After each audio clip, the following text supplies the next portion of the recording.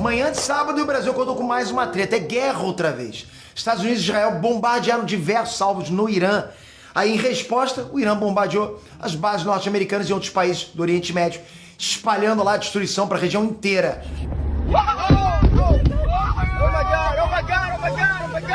Parece que é a guerra do mês, né? Venezuela já foi. Groenlândia acabou lá, sem que os Estados Unidos dessem um tiro. Agora a bola da vez é o Irã. Ou será que não?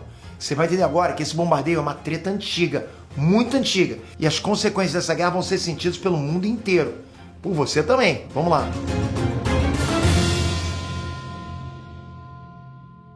Fala galera, Trunks, Peter aqui.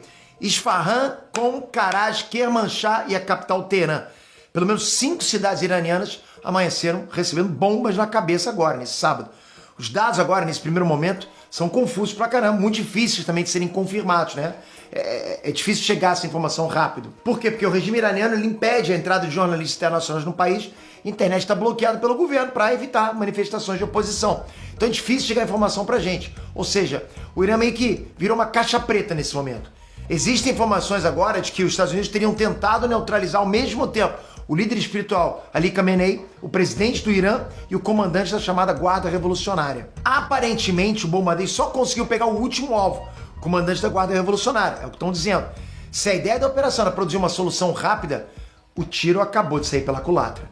O Conselho Supremo de Segurança Nacional do Irã emitiu uma nota oficial prometendo uma resposta esmagadora. E essa resposta já começou. Segundo o que a gente está vendo aí, mísseis iranianos teriam atingido bases militares americanas no Catar, no Bahrein e nos Emirados Árabes Unidos. O que poderia então ter sido uma missão do nível Call of Duty, bem que aquilo que aconteceu na Venezuela, acabou virando uma guerra regional. E o mais bizarro nisso tudo é que o Irã estava nas mesas de negociação em Genebra 2 dias atrás, cara, pouco tempo. Os representantes do Irã foram lá se encontrar com os representantes dos Estados Unidos e de Israel também para discutir o futuro do programa nuclear iraniano, né, para resolver esse impasse de uma forma pacífica. 2 dias atrás. E aí tu considera que uma operação de bombardeio desse tipo não se arquiteta em 2 dias? A verdade é que os Estados Unidos e Israel já estavam com o ataque preparado, aguardando o resultado da negociação. Então, percebe, cara? Pô, os caras estavam lá 2 dias atrás e o bombardeio aconteceu agora, então vocês já estavam nos planos. Os bombardeios agora. As negociações não avançaram, aí eles partiram pro ataque. Acho que não deu nem tempo dos diplomatas fazerem as malas, cara. Pô, mal chegaram lá, estava sendo atacado. Sente só o que o Donald Trump falou sobre o ataque, abre aspas. Eles tentaram reconstruir seu programa nuclear e continuaram desenvolvendo mísseis de longo alcance que agora podem ameaçar nossos bons amigos e aliados na Europa, nossas tropas estacionadas no exterior e que em breve poderiam atingir o território americano. E assim, cara, ó, tem muitas camadas estranhas nessas afirmações. Nesse exato momento, pergunto pra vocês sabem quem tem de verdade mísseis com potencial nuclear que poderiam atingir o território americano? A Coreia do Norte. Os Estados Unidos bombardeiam o regime norte-coreano? Não, justamente porque esses mísseis existem. Agora, vocês sabem como é que o Irã conseguiu um programa nuclear? Com apoio de Israel, Estados Unidos e até do Brasil. Epa! Sim, exatamente. Antes mesmo desse regime dos ayatollahs, o Irã ele era uma nação aliada do Ocidente. Ele recebeu aporte tecnológico, ele recebeu urânio e tudo mais para desenvolver o programa nuclear que eles querem desenvolver. Aí quando a monarquia foi derrubada por uma revolução lá no Irã, tudo isso caiu na mão do novo governo, ok? Do novo regime que se impôs lá. E a relação entre israelenses e iranianos, pô, é muito mais antiga do que a maioria das pessoas imagina. Tipo, muito, milênios. É um lance de muitos séculos. Sempre foi uma relação que se alternou entre ódio e amizade, entre guerra e cooperação, ao longo desses centenas de anos. Eu fiz um vídeo completo sobre isso lá no Casos Reais. Dá uma conferida depois, tá? Deixa aqui. Vale muito a pena você assistir esse vídeo, porque mostra exatamente o início dessa guerra toda entre Israel e Irã.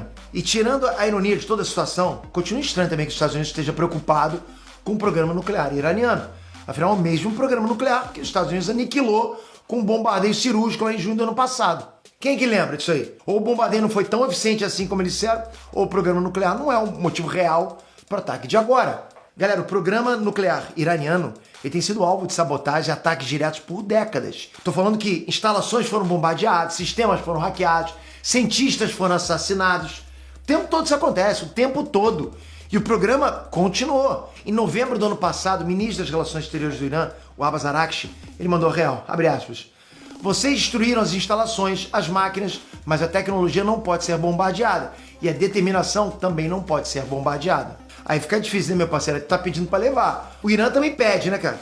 Mas sempre tem outro lado. Oficialmente, o Irã, ele é integrante do Tratado de não proliferação nuclear. Ou seja, eles concordaram em desenvolver tecnologia nuclear só para fins pacíficos, igualzinho o Brasil. Aí uma investigação da Agência Internacional de Energia Atômica, feita lá atrás, descobriu que o Irã estava pesquisando tecnologia para a fabricação de bombas entre os anos 80 e 2003. Opa, queriam guerra, porra. Aí rolou uma pressão fortíssima internacional durante anos, né? E aí sim, a Agência Internacional de Energia Atômica fez uma nova fiscalização lá e determinou em 2015 que o Irã estava se comportando desde 2009. Os caras estão comportadinhos, show. A paz vem, né? Tanto foi que o Irã assinou um acordo com 6 potências mundiais, concordando sim em reduzir drasticamente as atividades que eles estavam fazendo lá, as atividades nucleares, né, em troca de redução nas sanções econômicas. Tipo, libera pra mim que a gente para aqui com tudo que a gente tá fazendo nuclear. Em 2018, no primeiro governo do Donald Trump, o presidente dos Estados Unidos rompeu esse acordo e voltou a impor sanções pro Irã. Opa, chamada pra guerra. O Irã respondeu voltando a produzir urânio enriquecido. Aí, em 2025, os Estados Unidos bombardearam instalações de processamento nuclear no Irã. Aí, cara, o Irã voltou para a mesa de negociação. A negociação não avançou e a gente chegou num novo bombardeio. Parece confuso, né? É porque é confuso. É praticamente impossível você entender a real motivação do Irã nessa história, até porque é muito complicado investigar o Irã, não dá pra tu chegar lá, né? Só que, por outro lado, a motivação dos Estados Unidos e de Israel parece também ser outra, não parece programa nuclear, parece ser derrubar o regime do Irã. Eles sentiram que a hora é essa, sabe? Tipo, tudo ao redor tava levando para essa direção, para aproveitar essa janela. O Irã está passando por uma crise econômica severa, justamente por causa das sanções que eles vêm sofrendo. O povo já foi para as ruas para pedir mudança, os caras fizeram um caos lá dentro, né? O povo, né? O governo massacrou os manifestantes. O regime, então, está fragilizado demais no Irã. Se o bombardeio tivesse conseguido matar os principais líderes, o regime teria caído com toda certeza. Se esse bombardeio que aconteceu agora tivesse realmente acertado os alvos, acabou o regime. Isso seria bom para a população? Bom, a história do Irã não é das melhores. Um século atrás, em 1921, o Ocidente patrocinou um golpe militar no Irã. A Inglaterra queria fortalecer a influência na região e bancou uma tomada de poder. Caiu a dinastia Qajar e subiu ao poder a dinastia Pahlavi, que nem sangue real tinha. Os Pahlavi rasgaram a Constituição do Irã e governaram sem eleições durante décadas, com mão de ferro lá, ditador mesmo, sabe? Só que os Pahlavi, eles eram aliados das nações ocidentais e eram um freio para a expansão do islamismo. E internamente o povo foi criando ódio daquilo tudo, cara. Tipo, eles não estavam aguentando mais. Até que veio a Revolução de 1979. Os Pahlavi foram derrubados e o Irã virou uma teocracia. Um governo onde a religião manda e obedece quem tem juízo. É melhor. Ok, corta para 2025. O povo está insatisfeito de novo. Está criando ódio disso tudo. É o caldeirão para uma nova revolução. Pode ser um momento para outra troca de regime. Esse novo regime vai ser bom para o povo? Vai ser forte? Vão governar com mão de ferro? Impossível saber. Porque, historicamente, é muito complicado isso. É muita coisa, muitos fatores, né? Estados Unidos já derrubou uma teocracia no Afeganistão, não aguentou o rojão, saiu do Afeganistão, a teocracia voltou. Não dá para os caras ficarem lá. Os Estados Unidos já derrubou uma ditadura no Iraque, não aguentou o rojão, saiu do Iraque, mesma coisa. Rolou guerra civil. O regime na Síria era autoritário, dominado pela mesma família por 5 décadas.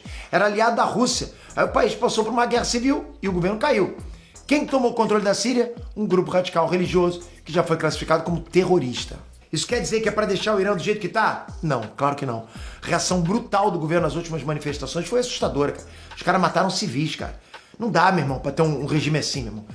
Acho que quem puder intervir, tem que intervir, cara. Ah, mas tem que respeitar a soberania. Desculpa, essa é a opinião do Peter. Respeitar porra nenhuma, meu irmão. Não pode deixar... Nós somos seres humanos. Se a gente pode fazer algo pelo próximo, é o que a gente tem que fazer. Essa é a minha opinião, ok? Cara, o povo nas ruas reclamando, pedindo melhores condições de vida. O governo matou milhares de pessoas. Milhares de corpos no chão. Milhares. E é proibido reclamar. Não é um regime do povo, é um regime contra o povo. Ainda assim, cara, a história do Oriente Médio inteiro ensinou pra gente que não basta derrubar um governo ruim.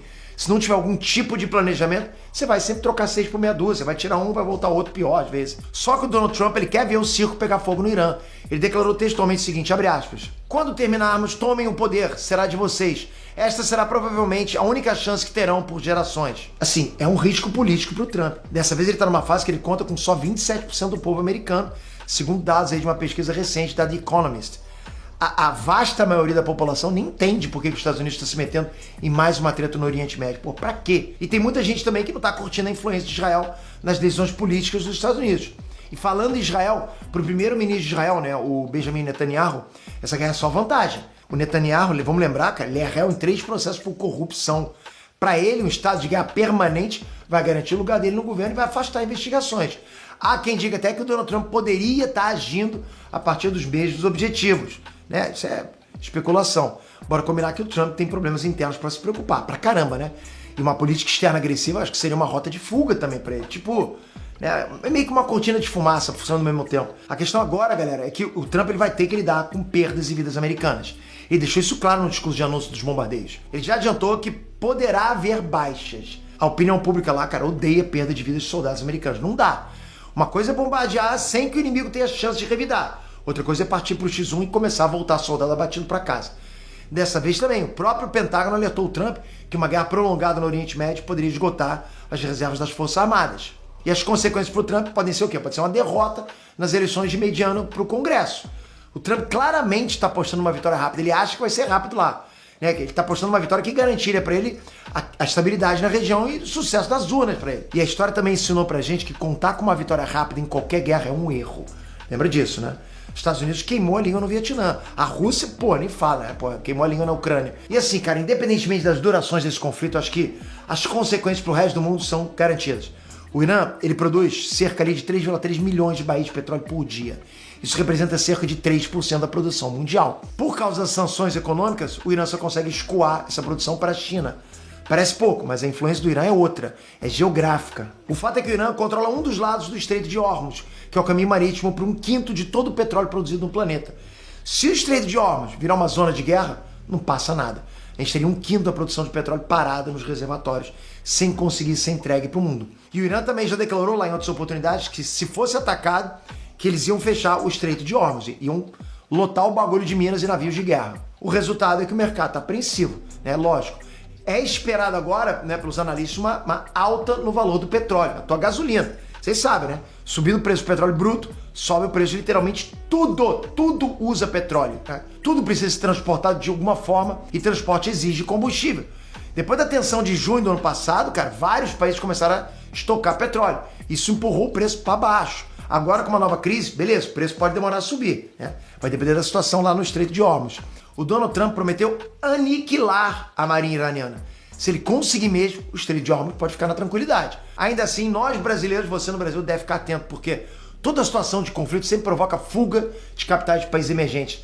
Os investidores eles preferem operações mais seguras, o que leva logicamente ao alto do dólar, por exemplo. O dólar deve subir, né? Por causa disso deve subir. Além disso, ainda que o Brasil seja produtor de petróleo, a gente não é autossuficiente. O Brasil seria afetado negativamente também por uma alta no barril, né? No mercado consumidor. Cara, então a combinação desses fatores aumenta o risco de inflação. A gente está nos primeiros momentos de mais uma guerra. Só que não é a guerra da vez dessa vez. É uma guerra grande que pode ter repercussões muito fortes. E olha, não é nem jabá, mas já que eu tô aqui falando, se você pode migrar seu dinheiro para um lugar seguro, eu diria que é a criptomoeda, eu diria que é Bitcoin. Por isso que eu indico a Coinbase. Peraí, agora já vai. Não, a Coinbase não tá nem sabendo que eu tô falando isso pra eles. Mas realmente é porque eu uso. E eu me sinto seguro tendo a Coinbase. Baixa o app aí, cara, que vocês vão gostar pra caramba.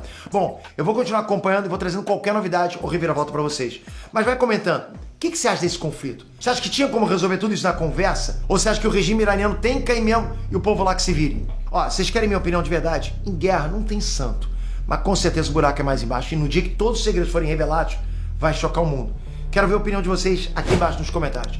Obrigado por esse vídeo, tamo junto sempre. Se vocês quiserem, deixei o link da Coinbase aqui pra vocês também, ok? Tamo junto, espero você no próximo vídeo com aquele like caprichado e com a sua inscrição e sininho. Obrigado de coração, galera. Até a próxima. Fui!